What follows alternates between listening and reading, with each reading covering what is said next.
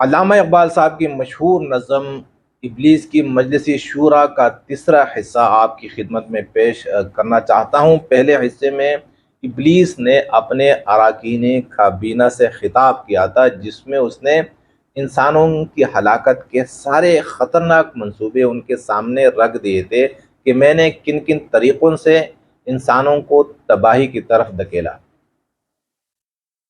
اور اس میں سب سے بڑا خطرناک طریقہ وہ کیا ہے؟ وہ ایک ریاستی نظام ہے جسے ملوکیت کہا جاتا ہے، اور وہ اس طرح کے دنیا پر جو بھی برسر اقتدار آئے گا، وہ بھلے وہ خاندان ہو یا کوئی قبیلہ ہو یا کوئی قوم ہو، وہ اپنے آپ کو، وہ قوم کیا سمجھے گی؟ آپ کو اپنے آپ کو آقا سمجھے گی، بادشاہ سمجھے گی، اور باقی اقوام کو وہ اپنے غلام سمجھتی رہی ہوں گی، اور اسی طرح باقی اقوام بھی اس کی غلامی میں اپنے آپ کو غلام سمجھیں گی اور اسی کو بادشاہ سمجھیں گی۔ تو یہ ریاستی نظام ابلیس نے دیا، جسے ملوکیت کہا جاتا ہے، اور اس کے مخالفت میں، اس کی توڑ میں اللہ سبحانہ و تعالیٰ پیغمبروں کو خلافت کا نظام دیتے ہیں۔ پہلا مشیر اٹھا، اسی نے تعریف بھی کی اور تائید بھی کی، اور کہا کہ ہم نے اتنی کوشش کی، ایک مسلسل کوشش کی نتیجے میں ہم اس میں کامیاب ہو گئے کہ جو پیغمبر خلافت کا نظام لے کر آیا تھا، اس پیغمبر کے وارثوں کو، جو مولوی کہلاتے ہیں، پیر کہلاتے ہیں، ہم نے انہی کو ملوکیت کے نظام کے بندے اور نمائندے بنا دیے۔ دوسرا مشیر اٹھا، اور اسی نے پہلے مشیر کی تقریر کے جواب میں اپنے خدشات کا اظہار کیا اور کہا کہ خیر ہے سلطانی جمہور کا غوغا کے شر، تو جہاں کے تازہ فتنوں سے نہیں ہے باخبر۔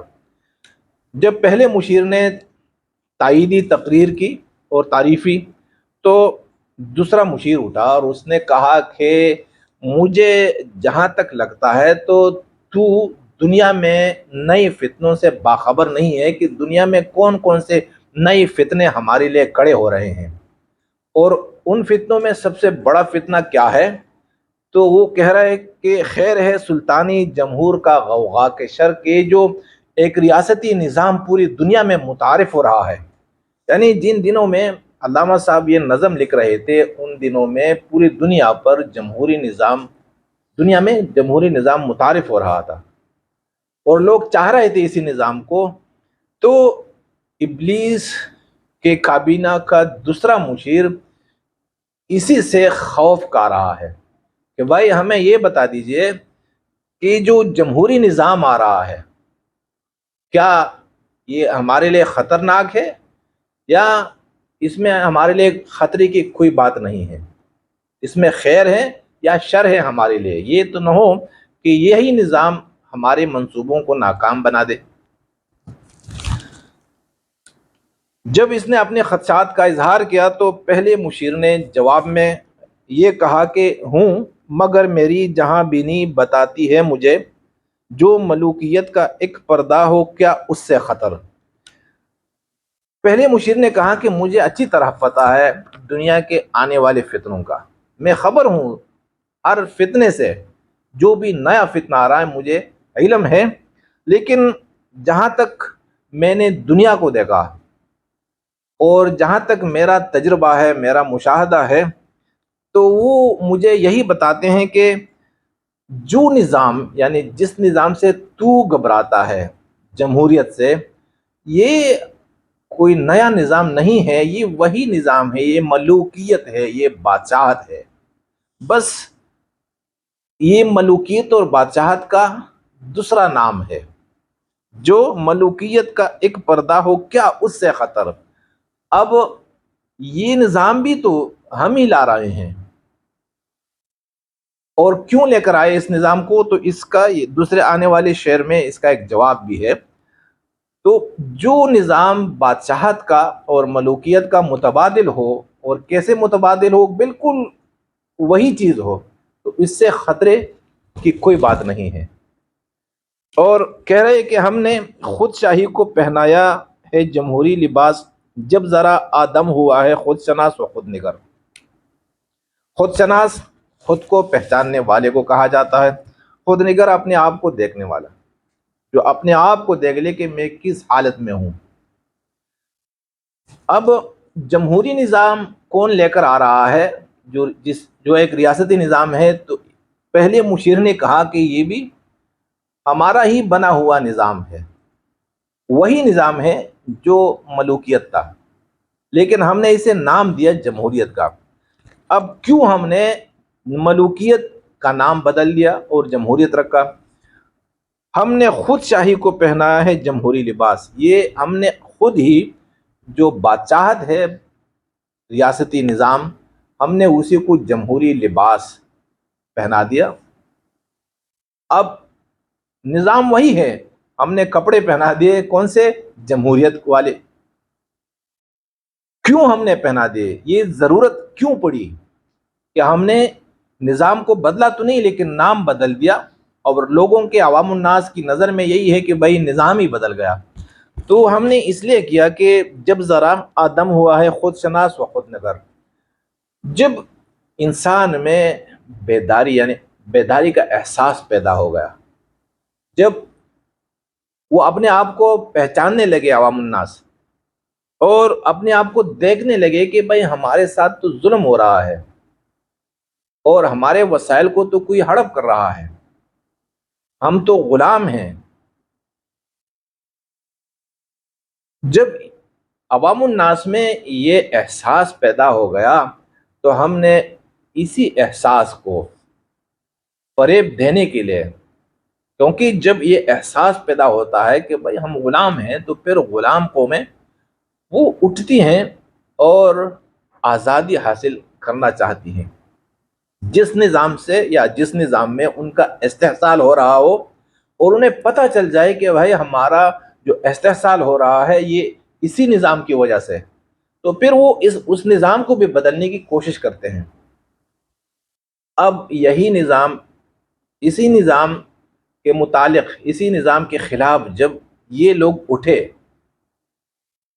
اور انہوں نے بدلنا چاہا اسی نظام کو، تو ہم نے کیا کیا؟ ہم نے وہی فرسودہ نظام کو ایک نیا نام دے دیا، اور یہ ان کی بیداری کی وجہ سے۔ تو اب ہم نے ان کو دھوکہ دے دیا، اور سینکڑوں نہیں ہزاروں سالوں تک ہم ان کو اسی فریب میں رکھ سکتے ہیں۔ کاروبار شہر یاری کی حقیقت اور ہے، یہ وجود و میر سلطان پر نہیں ہے منحصر۔ پہلے مشیر نے دوسرے مشیر سے کہا کہ جو سلطنت کا کاروبار تھا اس کی حقیقت اپنی جگہ پر ہے، اس کی حقیقت میں کوئی تبدیلی نہیں آیا، کوئی انقلاب ہی نہیں آیا، صرف نام بدل گیا۔ اب یہ وجود میر و سلطان پر نہیں ہے منحصر، یہ جو تم گھبرا رہے ہو جمہوری نظام سے، تو میر یعنی بادشاہ کا نام میر رکھ دیا جائے، سلطان رکھ دیا جائے، اور یا کوئی اور نام ہو، صدر ہو، وزیر اعظم ہو، چانسلر ہو، کوئی بھی نام دے دے، تو ان ناموں سے کچھ فرق نہیں پڑتا۔ جب حقیقت اپنی جگہ پر ہو تو نام سے کوئی فرق نہیں پڑتا۔ مجلس ملت ہو یا پرویز کا دربار ہو، اے وہ سلطان غیر کی کھیتی پہ ہو جس کی نظر۔ اور پہلے مشیر نے کہا کہ دیکھیں، مجلس ملت یعنی قومی اسمبلی ہو، پارلیمنٹ ہو، یا بادشاہ کا دربار ہو۔ پرویز فارسی بادشاہ تھا جس نے رسول پاک صلی اللہ علیہ وسلم کو گرفتار کرنے کے لیے پولیس بھیجی تھی مکہ میں، لیکن اللہ نے اس کو ناکام بنا دیا۔ تو پہلا مشیر یہی کہہ رہا ہے کہ بھلے بادشاہ کا دربار ہو یا قومی اسمبلی ہو، اب اس سے کوئی فرق نہیں پڑتا، بادشاہ وہی ہے جس کی نظر دوسروں کی کھیتی پر پڑ رہی ہو، جس کی نظر یہی ہو کہ بھائی کس نے کتنے کمائے اور کتنا اس کے اوپر ٹیکس لگانا ہے۔ کس طریقے سے ہم ان کی جیبوں کو خالی کریں گے.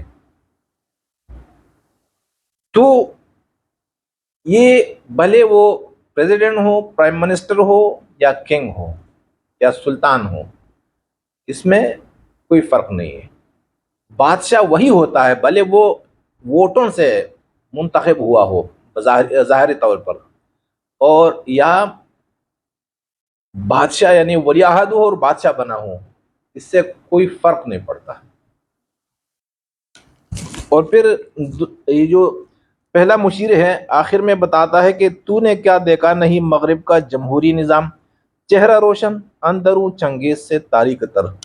تو پہلے مشیر نے کہا کہ کیا تو نے نہیں دیکھا مغرب میں جو جمہوری نظام ہے، یہ تو ابھی ہفتے دو ہفتوں سے تو متعارف نہیں ہو رہا، سینکڑوں سال تو اسے ہو گئے یورپ میں، مغرب میں.